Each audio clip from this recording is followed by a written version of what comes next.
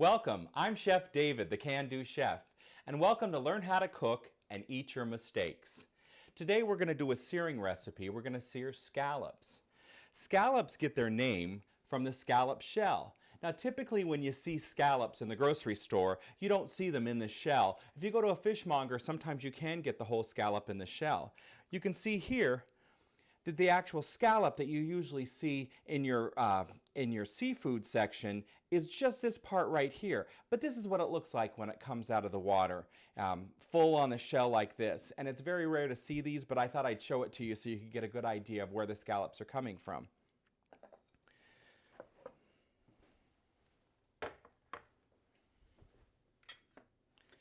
Now typically what we find is we find two different kinds of scallops. We find bay scallops. Bay scallops are the smaller scallops. They're about the size of a dime if you look at the round part of it.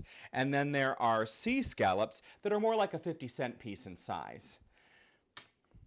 Scallops have a muscle that helps hold the shell shut, just as we showed you, and it's a little white piece here on the side. And usually what I do is I just take my finger and I take that white muscle right off there. It's a little bit chewy, it's not very good eating.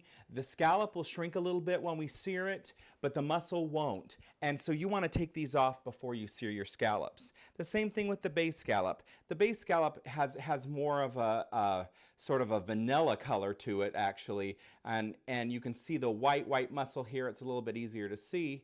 You can take that off. And then these are all ready to go. So when you buy them, they're typically pre-shelled. And then what we're going to do is we're just going to do a really quick sear in a hot pan.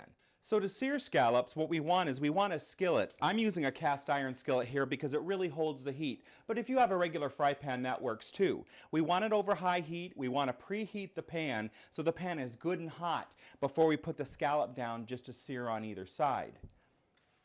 We're also going to use a little brown butter in this. So since my pan is already hot, I can put my hand over it. I can feel the warmth off of it. I can feel that it's fairly hot. I'm going to put 3 tablespoons of butter in.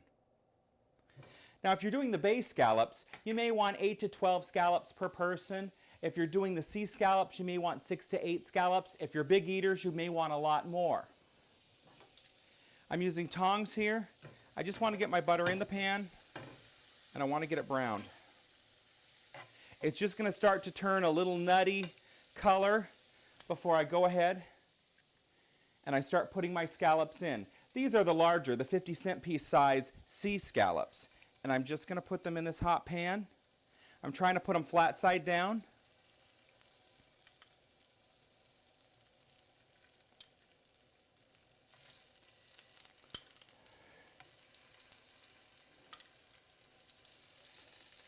Now as those are in,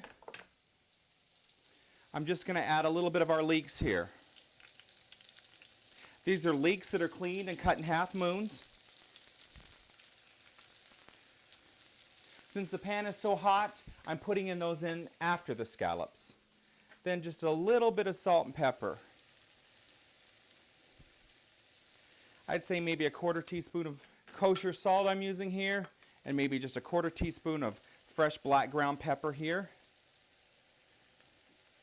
That butter's starting to get a really nice brown color to it, and I'm going to turn those scallops right over.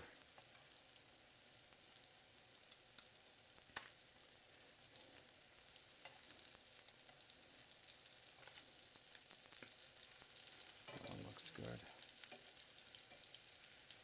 I'd say about a minute per side for the sea scallops. It depends on how cold they are when you start in the pan.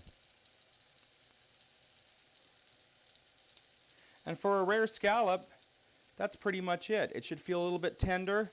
The flesh is a little bit done through.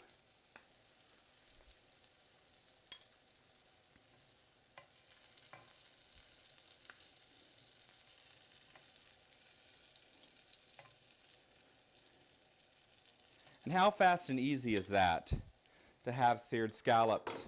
If you want to have a little bit of the brown butter, you can just take that, spoon it out of the pan, spoon it right over the scallops. Really nice starter, really nice first course, nice appetizer. And if you go to a restaurant, these are awfully expensive.